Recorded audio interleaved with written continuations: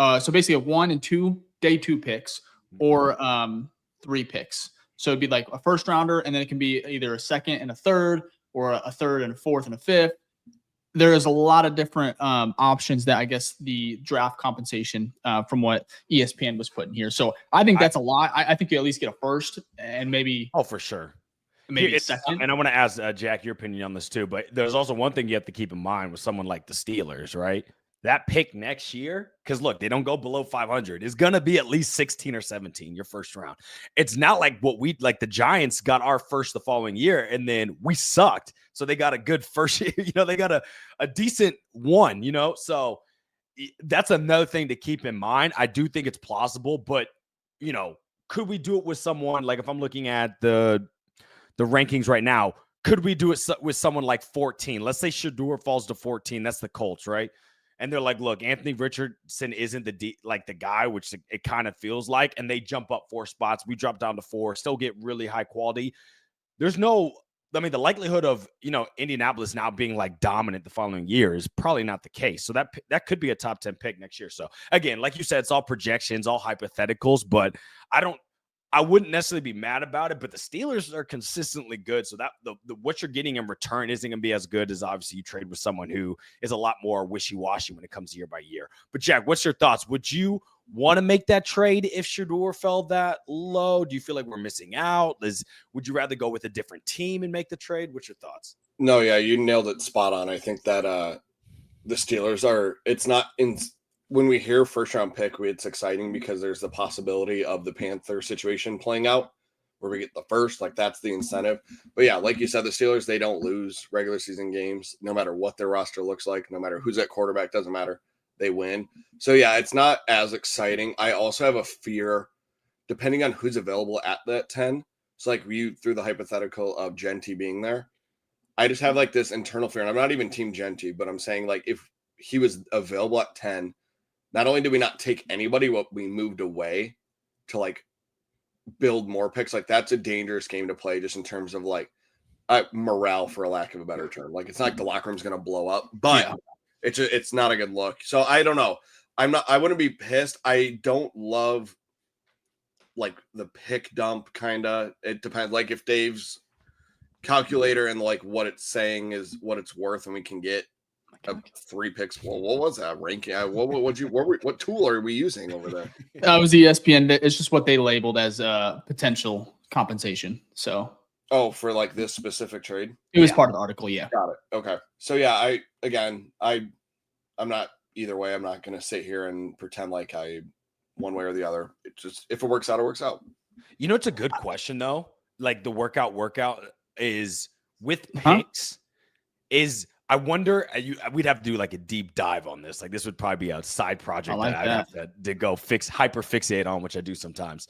But basically looking at trades that have happened and seeing, has it hit more with grabbing value and just multiple picks, right? So obviously from like a statistical standpoint, the more picks you have, the more likely you are to hit on. Because let's say your hit percent is 50%, well, you get one more chance to flip the coin, right? So that gives you one more chance to get a tails, right? But I wonder, is there the opposite viewpoint where you've actually missed out on, like, you're like, you know what, I got 3 picks back here, but I missed out on taking whatever. You think of like Patrick Mahomes. The Bills traded with Patrick Mahomes. I mean, the Bills traded with the Chiefs. The Chiefs got Patrick Mahomes. The Bills got picks back. But you didn't get Patrick Mahomes. I know they ended up getting their guy anyways, but you see what I'm saying? Yeah. A situation where, well, it doesn't matter how many picks you get, you missed out on Patrick Mahomes. So I kind of wonder, I mean, Josh Allen's a really good comp. Sure. No, they ended up fine. They're fine. But in most cases, I wonder if there is that situation. Think about this with the Bears, right? This is a big conversation with us. We've talked about it. I know what you're bringing up. Exactly. Jalen Carter, Darnell Wright. I think it's, too early still to tell, but like a situation like that, it's like, well, who cares if you got Tyreek Stevenson in the back? Is Tyreek Stevenson and Darnell Wright better? Like, let's say Jalen Carter has a Hall of Fame career. Is he better than Jalen Carter? You'd be like, absolutely not. So who cares what picks you get? Yeah, but the Hail Mary doesn't happen. That's true as well. So, I mean, that's true as well, right? No, I think I was going to bring up Jalen Carter because similar to this one. So, Jeanty is available, right? Am I saying that right? Jeanty. Jeanty, he's available. And the Bears trade to 21. Wouldn't that piss you off? Like, I think that would be like similar to Jalen Carter, where I'm like, damn, that's a blue chip guy, or even Will Campbell. Same thing. I'd be like, I don't want to pass up on a guy for future draft capital because one, we have our quarterback. He's on a rookie deal. And what are we talking about next year? It is like a win now mentality that I think even Poles and then Ben Johnson has kind of implemented. He's obviously the trenches, right? And it's not flashy, but it really signifies, no, we're going to build around Caleb and we want to win right now because of the money, the trades they're making. Everything is pointing towards wanting to compete for the division. And so for me, you trade to 21, sure, you're set for, because that first rounder is going to be next year, right? Probably 2026. You're probably not getting a pick this year unless it is maybe a third. But if you get a second, I can see how that helps you. But for me, it's you got to build like blue chip caliber players. And for me, there's going to be someone available at 10, especially with which another topic we're going to talk about is, I guess there's been some quarterback talk about. I think who it was one of the quarterbacks picking up steam in regards to kind of flipping the board, which would just as many quarterbacks are taken in that first 9 picks is going to help Chicago because probably that Jackson Dart, his stock's been rising like crazy. I think it was Jackson. Yeah, and we'll get to that one here in a little bit, but I think you're right, Vicky. So similar to I think the last couple of years was like since we had Caleb or even when we had Justin, it's like we had a quarterback in place no matter what, whether it was Justin a couple of years ago and then Caleb last year. Any quarterback taken in those first 6, 7, 8, 9 picks helps Chicago because the players are just pushed back and you get a real shot at a difference maker. So I love the idea. However, I think Chicago, I think you put it well, Jeff. It's like I think we're both all three of us are kind of past obviously we want our picks. We want to keep those, right? But I don't think we need to accumulate as much as we had like with the Panthers trade. We got 6 and so forth. So we got 4 in the top 150, so we got plenty of ammo for high quality players. Dave, you nailed it, man. We got to win now. Like that's rebuilding shit. When you sit there and you trade 10 for 21 and then 48 and then next year's 133, like that's rebuilding. We're not rebuilding anymore. Like we almost have a complete roster, at least on paper, and like it's win now. So I totally agree, and I think it's far worse to miss out on Jeanty or Will Campbell and go down to 21 and get some guy that, like you said, is not blue chip. And we kind of have to like figure out if he's going to be a plausible starter or not. So yeah, I'm totally with you. I don't think that that's the best option, but again, not the end of the world to me. So Jack, you made a great point in 2 things from this. When you look at the teams that are, in that win now or been consistently in the postseason, they're typically trading up because they want to get value for they don't have as many needs.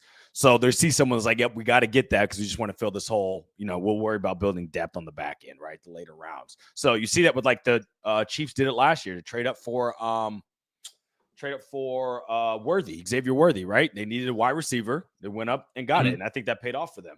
And you'll see it like the Bills do it. The Eagles did it to go up to get their corner. The Lions did it as well to get their starting corner. They needed help with corner, so they traded up. So you see a lot of these guys like in the late half of the first round trade up to, because they know they need to get the best player at the position on their board to, make a change. I think the Rams did it too to get Jared Verse, right? They traded up and he ended up being a dog. So I agree with you that maybe it might be the time to trade back. Also, you tie that in with how this mock has kind of been viewed. How this draft has kind of been viewed from draft analysts. They're saying it's there's not as many blue chips, but there's a lot of great quality starter type, right? So because of that, not like last year where it seemed like there was weapons all across the board, right? You got Brian Thomas at 17, right? And he ended up being the second receiver in the NFL.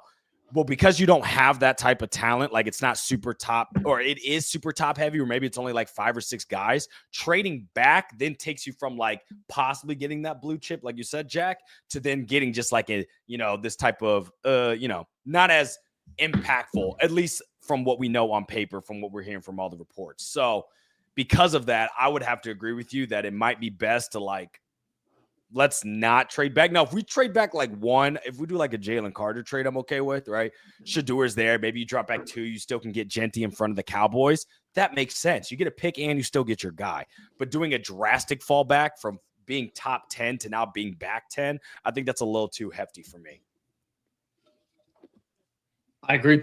I think it's fun though. This is why you love the draft and you're just hoping and I don't know. I think all signs point to like just what the Bears have done this offseason, where it's like they're not going to look to, at least with that number 10 pick, I don't think they're going to look to move back unless it's like 11 or something along those lines. And Jeanty's gone and maybe Tyler Warren's not there, because I think that's another thing we'll talk about, because when it comes to Tyler Warren, he was one of the guys I kind of wanted to talk about, because I think he is he's not slept on, because I think I've seen people talk about him potentially going to Chicago at 10, and it's kind of like volatile, because people love Cole Kmet, and I get that. And I would see it as more as a complementary piece, right? Having two tight ends. I think Warren has a little bit more upside than Cole.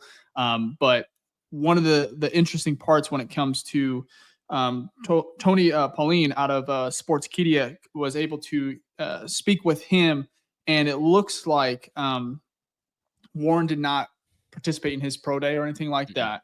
But he said he will showcase his talents for select teams. And those teams that were named were the New York Jets, the Indianapolis Colts, they need a tight end, and the third and final team was Chicago. So for me, it's crazy. And he said, since then, I've been told the New Orleans Saints and both the Chargers and the Rams were also just joined the mix. So that's a total of, what is that, five teams. So those teams go from the 7th pick to the 14th pick in the first round. So that's probably anywhere where between the 7th to the 14th pick, Chicago's right there in the middle at 10. I think it's interesting. And I guess my question here is, how they pull, obviously on draft night, they draft Tyler Warren. Instant reactions. Are you happy, upset? Does it determine on, or does it decide, is it more on like who else was available? What are your thoughts? I'll start with you, Fick, on Tyler Warren, because I think that's interesting. One of 5 teams, and one of them is Chicago.